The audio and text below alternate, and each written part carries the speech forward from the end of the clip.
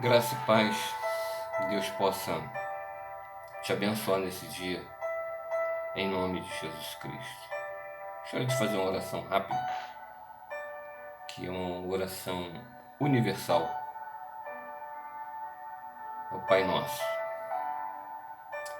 Pai nosso que estás no céu, santificado seja o teu nome, venha a nós o teu reino, seja feito a tua vontade, assim na terra como no céu.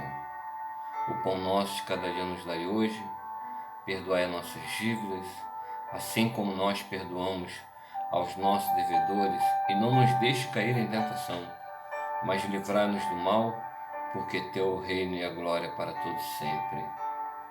Que assim seja. Amém. Eu quero estar falando um pouco de um texto, que vamos botar o óculos, a gente vai ficando velho, eu não enxerga mais direito, que está em Lucas, Lucas capítulo 5, versículo 1 ao 8, Mas antes de falar dele, eu queria que você entendesse alguma coisa sobre o vivendo, e entendendo o senhorio de Deus na minha vida. Entender o senhorio de Deus, isso é muito importante. Entendermos o que é viver. Deixa eu consertar aqui um pouco. Prontinho. O que é viver, o que é entender o senhorio de Deus na nossa vida. Deus, ele é tão maravilhoso, tão bondoso, que quando a gente descobre o que é viver o senhorio de Deus, a gente passa a entender os favores dele, o desejo de Deus de nos abençoar. Esse que é viver e entender o senhorio de Deus na minha vida. Eu tenho falado muito sobre essa descoberta para a minha vida, sobre viver o senhorio de Deus, entender o que é senhorio. Eu vejo muitos pregadores aí falar sobre senhorio, mas não da forma que eu talvez não que eu esteja achando que seja melhor do que ninguém, não, mas que é algo que vai além, de viver esse senhorio dele, o favor de Deus, Ele, nesses dias atuais em que estamos vivendo, Deus, ele quer nos tirar da miséria espiritual, da miséria, da pobreza, da desgraça espiritual em que tanto a igreja de Cristo está vivendo hoje. Muitos estão abandonando a sua casa, muitos estão com medo, estão com receio de pegar uma doença, Mas quando passamos a crer em Deus, quando passamos a crer em Cristo, quando passamos a crer nele, nós entendemos o que é o senhorio de Deus. Deus, ele cuida dos seus, ele cuida dos seus filhos, daqueles que ele ama, E viver o senhorio, ou Senhor de Deus, ou Cristo Jesus, o senhorio de Cristo, é chamá-lo de Senhor e também andar na sua palavra, como está em Lucas 46. Se você diz que eu sou o Senhor, então anda segundo as minhas palavras, obedece às minhas palavras. E viver o senhorio de Deus é isso, é entender que tudo vem dele, tudo para ele, e sem ele nada se fez. É entendermos isso bem claro, de que eu não tenho nada, de que eu não sou nada, de que tudo vem dele, tudo para ele. E viver o senhorio de Deus é isso. É viver para ele, exclusivamente para ele. E por que você me chama Senhor, né? Senhor, e não fazem o que eu digo, né? Se chamamos ele de Senhor, eu devo fazer o que ele manda em sua palavra. E como eu coloquei aqui no meu caderno de mensagem, né? E chamá-lo de Senhor é viver para ele. Chamar de Senhor é viver o seu caráter. Chamá-lo de Senhor é sentir o seu perfume. Chamá-lo de Senhor é saber que ele provê tudo para mim com alegria. Chamá-lo de Senhor é viver para ele com ele. Viver para ele com ele. Isso que é chamá-lo de Senhor. É viver os seus princípios. E eu vou estar falando aqui sobre um princípio que eu tenho aprendido para a minha vida, né? Senhoria é aquele que tem poder, autoridade, aquele que sustenta, é o que Deus tem feito na vida daquele que tem emunar ou imuna, né? Que é fé. Você entende como fé? No texto original não tem a palavra fé, vocábulo fé, mas tem emuna, que é viver o caráter de Deus, viver a vida de Deus, ser uma pessoa constante na palavra de Deus. Isso que é fé. Às vezes as pessoas pensam que viver fé é dar o tudo para ele. A gente, quando entende o senhorio de Deus, nós entendemos que ele primeiro nos dá para depois darmos. E ele nos dá com abundância. Deus é um Deus que fez todas as coisas com abundância, né? Eu quero que você abra a sua Bíblia lá em, se você puder, me acompanhe aí em Lucas, capítulo 5, versículo 1 ao 8, nos fala assim: E aconteceu que, apertando a multidão para ouvir a palavra de Deus, estava ele junto ao lago de Genezaré. E viu estar 2 barcos junto à praia do lago, e os pescadores, havendo descido deles, dos barcos, estavam lavando as redes. E entrando num dos barcos, que era o de Simão Pedro, Jesus entrou no barco de Simão, pediu-lhe que o afastasse um pouco da terra, e assentando-se, ensinava do barco a multidão que estava ali.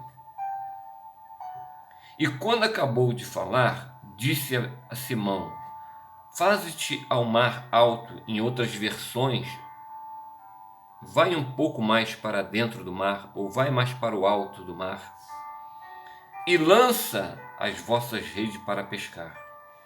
E respondendo Simão, disse-lhe: Mestre, havendo trabalhado toda a noite, nada apanhamos, mas sobre a tua palavra, olha, sobre a tua palavra, sobre a tua palavra lançarei a rede. E fazendo assim, colheram uma grande quantidade de peixes, e rompia-se-lhe a rede. Fizeram sinais aos companheiros que estavam ao outro barco para que se fossem ajudar, e foram e encheram ambos os barcos de maneira tal que quase iam a pique. Que coisa! Quase iam a pique. Eu entendo que Cristo, nesse texto, está nos chamando para nos aprofundarmos mais nas profundezas do mar do Espírito. Ezequiel 47 nos fala muito claro disso. O profeta foi andando e o homem ia medindo as águas, ele entrava. Chegou um ponto que ele não poderia mais entrar, porque não podia mais andar, só a nado. E eu aprendo com isso que Deus é um Deus tão de abundância que ele é um dos princípios de Deus, né? Deus, ele quer nos dar tanto, que venhamos a ser abençoados de uma tal maneira, é um dos princípios dele. Para quê? Para que eu tenha muito, para que eu me gabe e diga, poxa, eu estou sendo dizimista, por isso que eu sou abençoado. Você não é dizimista, por isso que você não é abençoado. Eu aprendo isso, que Deus quer nos abençoar de uma tal maneira que nós possamos ter o suficiente para poder abençoar aquele que não tem. Aquele que está passando fome, aquele que está passando por aperto, aquele que está passando por necessidade.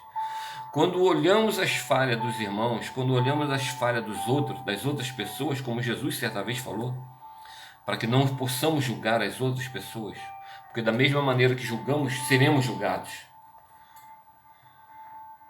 Então eu aprendo que Ele quer nos abençoar de uma tal maneira, tão grandiosa, que eu vou ter suficiente para dar e para abençoar outras pessoas.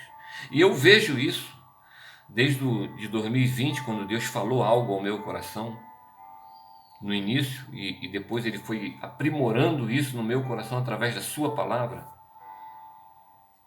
E eu vejo que Deus, ele quer abençoar o teu povo de uma tal forma que as pessoas vão dar não com dor, não com tristeza, mas com alegria. Eu vejo que a maioria, muito dos dizimistas hoje em dia, são dizimistas da casa de Deus, são ofertantes, mas com dor. E no coração dessas pessoas, a primeira coisa que elas pensam, poxa, eu vou precisar desse dinheiro, mas eu com fé eu vou dar. Não é isso que Deus quer. Deus quer te abençoar de uma tal maneira que você dê com uma alegria, com bênção, com prosperidade, ao ponto de que você dê para a casa do Senhor, para as necessidades da casa do Senhor, e você abençoe outras vidas que estão precisando hoje. Hoje nós estamos vendo aí, pessoas estão passando fome, necessidade, e não têm o que comer. E muitos que se dizem ricos, que têm prosperidade, que se gabam até do que têm.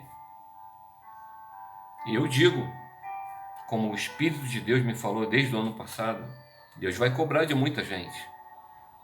Muitos que são dizimistas, que enriqueceram, ficaram abençoados, Deus prosperou essas pessoas, mas não são capazes de abençoar famílias.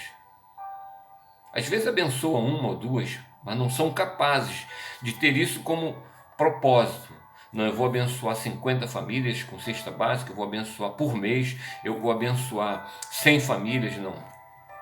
Pessoas que estão ricas e Deus vai cobrar. Por quê? Porque se gabam dizendo que são prósperos, que têm muito, mas não são capazes de socorrer vidas. São tão gananciosos que o Espírito de Deus quer falar com ele, mas não consegue. Porque a única coisa que eles veem é dinheiro. Dinheiro, dinheiro, dinheiro. Por isso que eu hoje entendo por que os discípulos, a primeira igreja, quando um tinha dois, ia lá, vendia e dava para aquele que precisava. Ou então dava para aquele que não tinha. Por isso que eu entendo hoje. Por quê?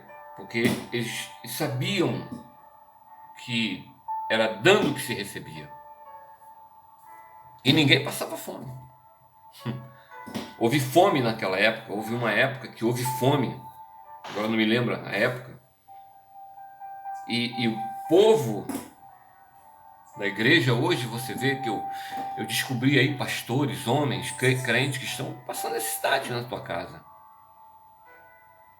mas não tem ninguém que possa socorrê-los. Os crentes ricos estão tudo na sua casa passeando, se divertindo e dizendo que são dizimistas.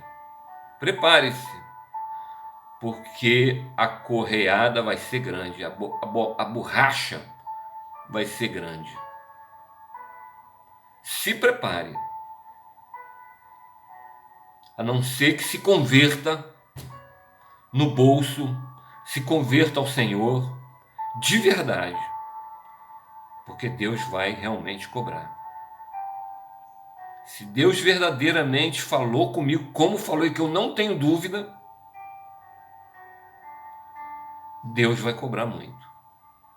Eu tenho visto aí crentes, pastores, que a gente pode fazer. E Deus é que quer nos levar nessas águas profundas. E para que possamos entrar nessas águas profundas, precisamos abrir o nosso coração.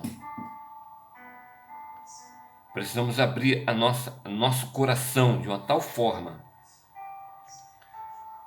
que Deus possa ter acesso a toda a nossa vida, as nossas finanças, a nossa vida, o nosso pensamento, a nossa família, tudo, em todas as áreas. Que Deus possa te abençoar. Que Deus possa verdadeiramente nesse dia entrar no seu coração e fazer morada. Não